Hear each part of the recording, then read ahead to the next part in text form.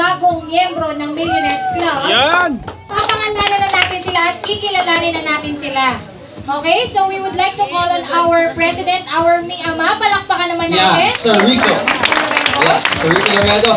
And the existing members po ng ating Millionaires Club. Yes. Si Sir Anton, Sir Duncan, Sir Aaron.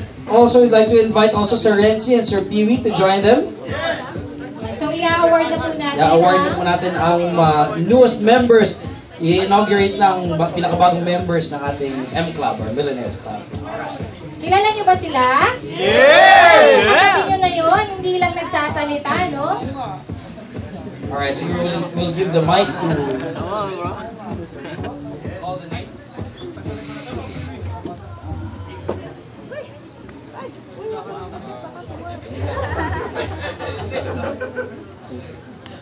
Okay.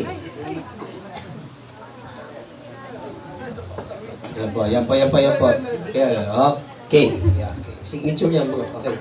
Okay, so tawagin natin ang ating new Millionaires Club member for 2014. Our top 4. Isa sa mga pinakamasipag, Yes! pinakagwapo. Yes! Ano? Top 5 nga eh. Okay. Top 4. Si Mr. Gregorio T. Padilla Jr.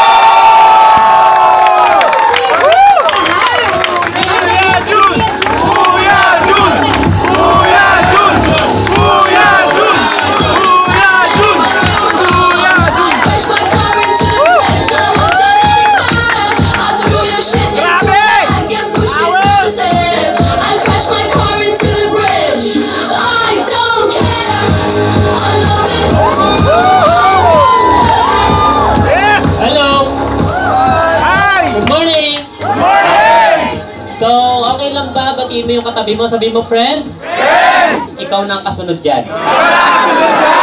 So, una guys, syempre, grabe, so, kinakabahan yata ako. Yata yung puso ko sa kabila.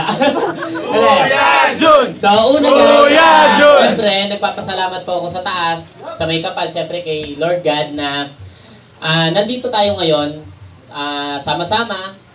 Masaya ba kayo? Yes! Diba? Grabe. And then guys, nagpapasalamat ako kay Sir Rico. Kay Sir Rico. Power. Palakpakan naman natin guys.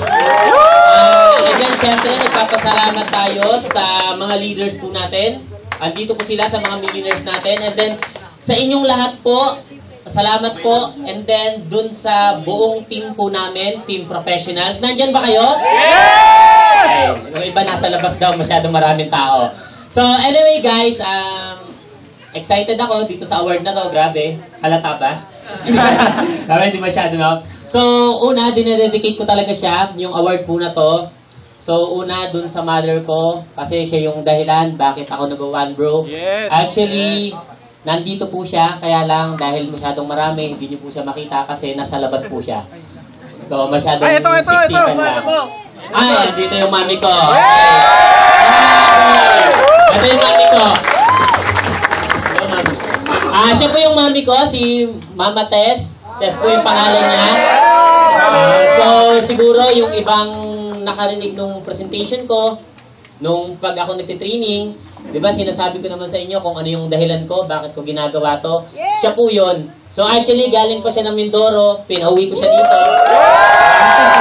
Grabe. So, grabe guys, sobrang dami ng hirap na pinagdaanan namin. So, siguro kami na yung may pinakamahirap na tandem sa buhay. So, pero nagpapasalamat ako kasi nandito siya. Ay. Dahil nandito siya, kumbaga sa ano, siya talaga yung inspirasyon ko. Kasi gusto ko talaga siyang bigyan ng magandang buhay. Lalo na yung mga hirap na pinagdaanan namin.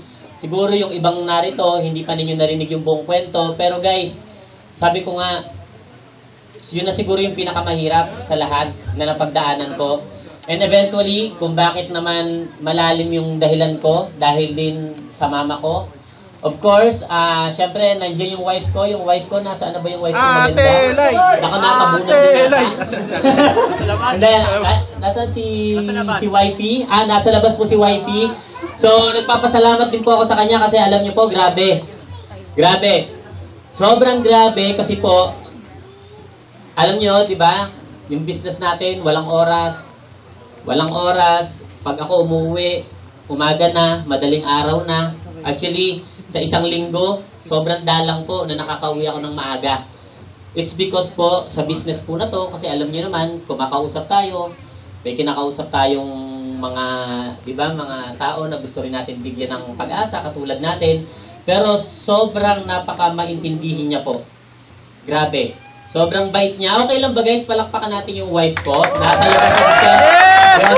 And then guys, siguro guys, sa team na naka-under po sa akin, salamat po sa inyong lahat. Maraming salamat sa team professional. So, sa lahat po ng team na naka-under sa amin, sobrang importante po kayo sa team. Lahat po kayo may role na ginagampanan. At the same time, wala po ako dito sa harap na to kung hindi dahil sa inyo. So, itong award na to, hindi lang po to sa akin, sa inyo po, actually sa ating lahat po. Yes. Okay. And then guys, siguro, konting tip, how to become a millionaire like us. Siguro share ko lang, siguro kung kaya niyong tandaan, pakitandaan na lang po. Siguro pwede ko masabi, do the basic. Minsan kasi, yun yung mga bagay na nakakalimutan natin. Yung pinaka-basic. Kasi sa sobrang dali, parang ina-upgrade kagad natin yung mga sarili natin. Kaya siguro, ano ba yung basic? Learn and understand the business, the multi-level marketing. So, hindi ko na-explain ng masyadong marami.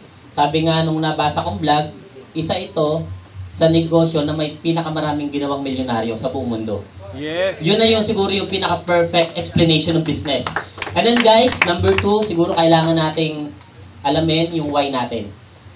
Siguro, kailangan mong laliman yung dahilan mo, bakit mo ginagawa yung One Bro. Kung paano mo gagawin yon, siguro, involve mo yung family mo, mahal mo sa buhay. Nang sa ganun, para kang pako na nakabaon yung ulo, hindi kayang bunutin. Kasi bakit? Para kasi sa pamilya. Kasi pag pang sarili lang po, maniwala ka, mababaw yan. Isama mo yung mahal mo sa buhay. And then guys, pangatlo, nagturo eh. Actually guys, pangatlo, siguro, love rejections. Normal po yun. Yes. Normal po yun. Mahalin nyo yung mga rejection na mararanasan natin kasi kasama po yun sa proseso. Totoo po yun. Kasama po sa proseso yun. Minsan, kasi yung business natin masyadong abnormal talaga eh. Kaya kung mapapansin mo, ultimo mga kakilala natin, kamag-anak natin, mahal natin sa buhay, mga malalapit sa atin, pag pinag-usapan natin One Bro, kikita ng 900,000, mga kung ano-ano na sinasabi, kalokohan yan, etc., etc., etc. Guys, mahalin mo lang yan. And guys, lagi mo tatandaan, hindi naman lahat ng kakausapin mo sasali. Normal yun. Yes. Kasi lagi ko sinasabi guys, lahat naman ng tao gusto mag-aral pero hindi lahat nakakapag-aral. Lahat na nakatapos ng pag-aaral, gusto magkaroon ng trabaho pero hindi lahat may trabaho. Lahat guys ng tao gustong yumaman pero hindi lahat mayaman. At tatapatin ko rin po kayo, lahat po ng nasa One Bro, gusto natin yumaman din tayo lahat. Yes. Pero hindi po tayo lahat yayaman kasi bakit? Ang yayaman lang yung mga taong gagawin ng tama yung negosyo na to at mananatili hanggang dulo. Tama ko ba? Yes naman, di ba? And then guys, pang-apat, treat this business as big time business. Minsan yung nakakalimutan din natin. Akala natin loading lang kasi nakikita natin 390 lang, etc. etc. Mali po yun. Ang titignan mo yung opportunity. Treat this business as big time business. Yes. Totoo po yan. Ang negosyo natin, parang kay Henry C. Alam naman natin, narinig natin maraming beses sa training, punong-puno po ng katotohanan yan. Actually, wag mong titignan yung kapital, ang titignan mo yung opportunity. Sobrang laki po niya. And then guys, panglima, treat this business as your last chance to become a millionaire. Yes. Totoo po yun. Aminin man natin o hindi, sinubukan na natin sa labas. Yung normal na ginagawa ng karamihan. Pero aminin man natin o hindi, masakit man tanggapin pero punong-puno rin ng katotohanan, ito yung tanging business na pwede talaga nating maabot yung mga pangarap natin. And then guys, totoo, pwede naman tayo maging milyonaryo din sa labas. Pero guys, kailan mo pa ba gusto maging milyonaryo? Kailan mo pa ba gusto magbago ang buhay mo? Ngayon ba o sa mga susunod na panahon pa? Kumbaga sa ang pinag-uusapan natin, yayaman ka lang din naman pala, bakit hindi natin padaliin? Yes. Kung meron namang mas mabilis na paraan, yung mabilis. At ano yun? Ito po yung One Bro. Yes. alalahanin, panghuli na rin, medyo masyado rin mahaba. We need to focus. We need to focus sa kung ano man yung ginagawa natin. Alam niyo po kung bakit? Sobrang dami po ng distraction sa labas. Diba? It's either an entity, bagong company, bagong opportunity. It's either an individual na minsan tayo gustong i-distract. May mga tinatawag na crab mentality, nakakabuild ka na ng grupo, nakakabuo ka na, unti-unti mo na natututunan yung negosyo, dinidiscourage ka. Marami po yan. Iba-iba po yan. Ang kailangan mo lang, nakafocus ka. Saan? Dun sa goal mo. Yes. Nakafocus ka sa goal mo at kailangan po, tuloy-tuloy ka. Ibig sabihin, sabi nga natin, sa multi-level marketing, pinost ko to sa Facebook nung nakaraang gabi yata, matira, mayaman. Diba? Matira, mayaman. Normal yun. Wala kang makikita na tumigil, naging milyonaryo. Makikita mo, yung mga milyonaryo, yun yung mga patuloy na ginagawa yung business. Diba? And then guys, siguro, we are all going to be a millionaire dito sa business na to. Yes. So, kailangan lang natin, syempre, magtulungan. Sabi nga ni Anton, yung pinaka-hashtag natin ngayon, iba pag sama-sama. So, maraming salamat po sa inyong lahat and God bless you.